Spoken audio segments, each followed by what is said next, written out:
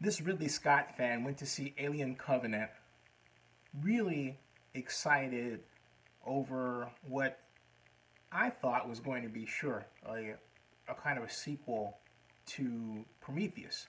I know there are people who didn't want that, but I, for one, enjoyed Prometheus, except for that near the end of the movie scene between the creatures, and that was kind of right.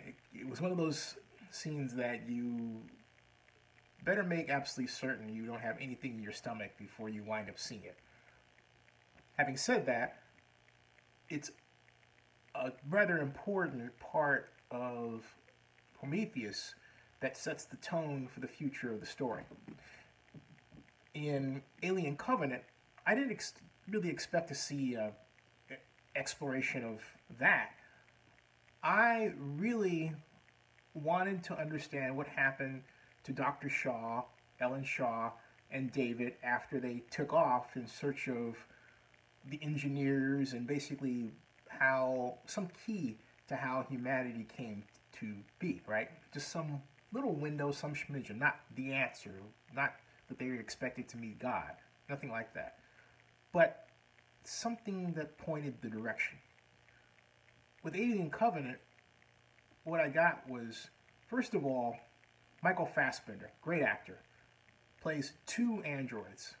David, who is the creation of Sir Peter Weyland, expertly played by Guy Pearce, and Peter Weyland has come up in other movies as well, played by different actors, but Guy Pearce plays him the best, unquestionably. And Walter, who appears on the Covenant 10 years after the story about Prometheus. Now, there was a scene, or actually a plot and a series of scenes in Alien Covenant that drove me so up the wall, I ended up walking out on the movie. I just did. The one hallmark characteristic that ties together all of the Alien movies, all the movies in the franchise that started by the dramatically outstanding 1979 Alien, was the fact that the crews were competent. They were smart. They made intelligent decisions with respect to things you don't think about, like what to wear when you're going to go out and do exploration on a planet. Well, space suits with the appropriate tanks and oxygen, weapons, communications, right? The basics. You don't take chances, even if the planet is Earth type, right? Where you can land on it and function and everything else, you can walk. You don't take those chances.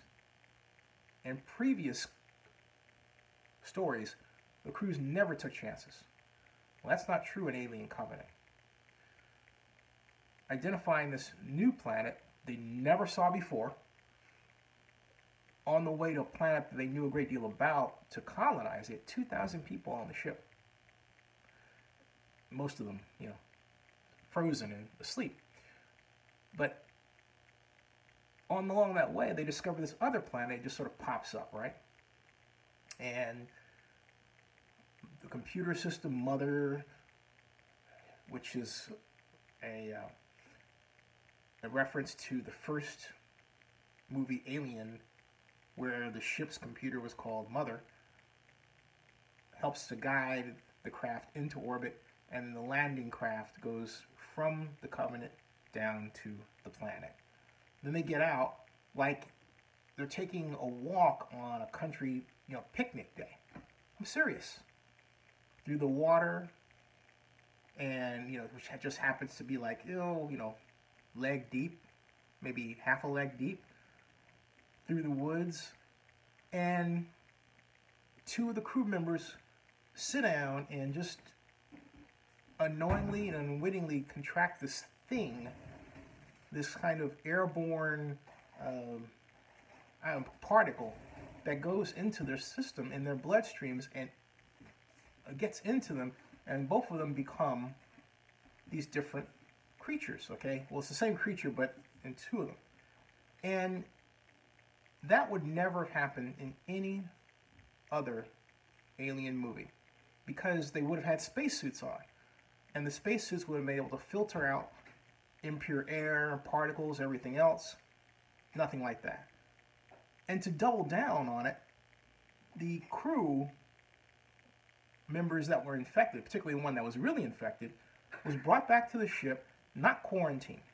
That would not have happened. In fact, in Prometheus, Dr. Shaw specifically left this person out, one of the crew members out, because the crew member was affected. That person never saw the ship, and for good reason. You know what I'm talking about if you ever saw Prometheus, okay? But in Alien Covenant, they just let the person on the ship, and that gave rise to a chain of events that caused the ship to explode. Explode. And I thought, what the heck am I watching here? You know, I just couldn't believe it. So that did it for me. At that point, I thought, bad movie. Because it ceased to be enjoyable because the movie did not follow the common line of previous Ridley Scott alien films. Smart crew members who do things by procedure, okay? No explanation for it. Yeah, I know somebody might say, what's the trucker and space theme? No, these were, in previous movies, they were smart truckers. These were the dumb ones. It doesn't make any sense. So, I have a lot of questions about why Ridley Scott chose this path, and hopefully I'll get a chance to meet the great filmmaker one day. But I have to say, this was an absolutely awful addition to one of the great classic and historic movie franchises in history.